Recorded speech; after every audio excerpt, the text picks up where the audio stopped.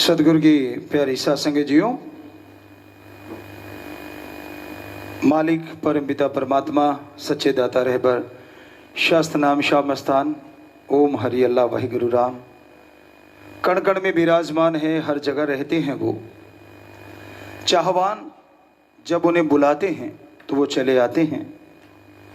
ऐसा नहीं कि परम पिता परमात्मा बुलाने से ही चले आते हैं, वो तो ऑलरेडी हर किसी के अंदर हर पल हर समय रहते हैं। एक कहावत है, जब तक बच्चा रोता नहीं माँ दूध नहीं पिलाती, क्योंकि माँ को भी नहीं पता चलता कि बच्चा भूखा है। बच्चा रोता है तो माँ दूध पिलाती है, लेकिन यहाँ तो थोड़ा उल्टा सिस्टम है। रोने की ज़रूरत नहीं, उसके लिए तड़पिए, वैराग्य पैदा कीजिए। रोने को वैराग्य कहा जाता है सूफियत में, रूहानियत में। जो ओम हरि अल्लाह वाहिगुरु राम के लिए तड़पते हैं, आँखों से जो मोती बरसते हैं, वो वैराग्य होता है। खुश्क नवाजें, खुश्क इबादत तरी के मुकाबले कहीं भी नहीं रहती। जो वैराग्य के साथ प्रभु को, परमात्मा को, राम को, अल्लाह गॉड खुदा रब को याद करते हैं, बहुत जल्दी उसको पा लेते हैं। आज संसार में चारों ओर नशा, बुराई दिनों में दिन बढ़ती जा रही है, और इसका कारण है कि इंसान प्रभु परमात्मा अल्लाह वाहिगुरु राम की भक्ति को बोरिंग समझता है कि ये तो फजूल की बात है, कौन इतना समय लगाए। तो मालिक की भक्ति को भी हाईटेक करने की जरूरत है। बहुत सारे लोगों को ये पता नहीं होता। कई बार पूछते हैं कि गुरुजी, धर्मों में तो ये लिखा है चंद्रमा देवता है, लेकिन वो तो पत्थर है, खोज कर ली गई है। तो आप में से भी बहुत लोगों को इसका जवाब शायद ही आता हो, पर हमारे पवित्र वेदों में, पवित्र धर्म के महान ग्रंथों में सब जगह लिखा हुआ है, अगर गौर से पढ़ा जाए, कि ये जो दिखते हैं ये चंद्र तो जरूर हैं, लेकिन इनको जो चलाने वाला है वो चंद्रमा है, वो चंद्रदेव हैं। रिमोट कंट्रोल से वो इन्हें चलाते हैं। क्या आप में से बहुत से पढ़े लिखे लोग जानते हैं कि आमतौर पे जो जहाज हैं, हवाई जहाज, उनको कंप्यूटराइज छोड़ दिया जाता है। ऑटोमेटिकली वो दूरियां तय करते हैं, ऑटोमेटिकली वो उन रास्तों पे चले जाते हैं। सिर्फ लैंडिंग के टाइम या टेक ऑफ के टाइम ही उन्हें मैनुअल किया जाता है, अदरवाइज वो कंप्यूटराइज्ड भी चलते हैं और मैनुअल भी चलते हैं। तो वहाँ से वो चढ़े, उनको कंप्यूटराइज्ड कर दिया गया और वो वहाँ पहुँच गए, और पहुँचने के बाद उतारने के टाइम फिर से वो मैनुअल करके पायलट उनको उतारते हैं। मोस्टली जो हम देखा करते थे, कई बार मौका मिला उनके पास जाने का, तो ये ऐसा ही होता है।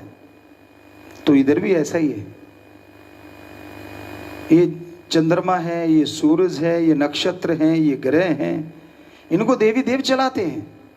तो आदमी अगर कंप्यूटराइज्ड कर सकता है तो क्या देवी देवता नहीं कर सकते? आप रिमोट से टीवी चला सकते हैं, तो आप देवता को इतना ही कमजोर समझते हैं, वो रिमोट से चंद्रमा को भी चलाते हैं। सूरज देव सूरज को चलाता है। अपनी अपनी ड्यूटियां हैं उनकी। ओम उस सुप्रीम पावर, जिसे ओम एक ओंकार, द सुप्रीम पावर गॉड, या एक अल्लाह ताला, वो ऐसी शक्ति है जिसके अधीन है सारे देवी देव। तो वो जैसा जिसकी ड्यूटी यहाँ लगा देता है, वो उस ड्यूटी का निर्वाह करते हैं। तो अब बताइए, चंद्रदेव किसे कहा गया? आपको भी जवाब आ जाएगा। सूरज देव किसे कहा गया? आप भी समझ गए होंगे। तो क्या पृथ्वी है, क्या नक्षत्र हैं, क्या ग्रह हैं, क्या चंद्र सूरज, ऐसे लाखों चंद्रमा सूरज हैं, तो उन सबको कंट्रोल करता जो है वो है देव, वो है देवता। पर इसकी तह तक तभी आदमी जाता है जब भगवान से रिश्ता जोड़ लेता है, भगवान से नाता जोड़ लेता है। आप पढ़ते हैं, डिग्री डिप्लोमा करते हैं, कितना समय लगाते हैं उसके लिए? क्या जन्म लेते ही आपके हाथ में कभी डिग्री आई है? क्या उम्र के 20-25 साल लगाने से पहले मास्टरेट की डिग्री आपने हासिल की है? हो सकता है थोड़ा 20 साल में कर ली होगी, पर इतने साल तो लगाए। और प्रभु के लिए, ओम हरि अल्लाह वाहिगुरु गॉड खुदा के लिए, उस परम पिता परमात्मा के लिए 1 मिनट आप देते नहीं और बैठे बिठाए कह देते वो है ही नहीं, फजूल की बातें हैं, ये तो गलत बातें हैं। तो आपकी सोच गलत है। जब छोटी डिग्रियां लेने के लिए इतना इतना समय देना पड़ सकता है, तो क्या भगवान डिग्रियों से छोटे हैं? उसके लिए भी समय देना है, टाइम देना होगा। हमारे धर्म तो ये कहते हैं वो तो कण कण में विराजमान है, जर्रे जर्रे में विराजमान है। तो इसका मतलब वो साइंटिस्ट, महासाइंटिस्ट, संत, पीर, पैगंबर, हम उनको कह रहे हैं साइंटिस्ट, महासाइंटिस्ट, उन्होंने उसको जर्रे जर्रे में, कण कण में देखा है, क्योंकि उन्होंने अपनी जिंदगी का बहुत बड़ा हिस्सा रिसर्च में लगाया। कई लोगों से हमारी बात हुई, हम तो इतिहास को मानते हैं जी, धर्म को नहीं मानते। ये रामायण, ये महाभारत, पवित्र ग्रंथों को वो बोलते हैं कि ये तो जी कहानियां हैं। हमने कहा आपने कैसे कहा ये कहानियां हैं? कहते जी बस ऐसी, ये तो फजूल की बातें, ऐसा भी कभी हुआ है? तो हमने कहा इतिहास को कैसे मानते हैं? कहने लगे जी वो तो सही है, आपको कैसे पता सही है? जी लिखा है, उनको इतिहासकारों ने लिखा है। इतिहासकार कौन थे? आदमी थे या ऊपर से आए हुए कोई फरिश्ते थे? कहते आदमी थे। आदमी ने इतिहास लिखा, वो 1000 साल पुराना या 1,500 साल पुराना, उसको तो आप मान रहे हैं। और जिन संतों ने हमारे धर्मों को लिखा, क्या आप उसे आदमी से भी कम समझते हैं कि उन्होंने झूठ लिख दिया? बड़ी हैरानी होती है ऐसे लोगों की बुद्धि पे, कि एक तरफ इंसान पे बात करते हैं और दूसरी तरफ इंसान ही मान लीजिए, दूसरे इंसान पे यकीन क्यों नहीं करते आप?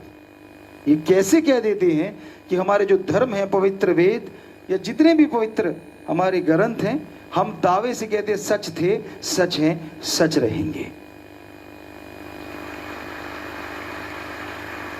क्योंकि हमने अभ्यास किया, महसूस किया, उनके अंदर जाके देखा, उनके अनुसार जाके देखा, रिजल्ट 100% पॉजिटिव आया।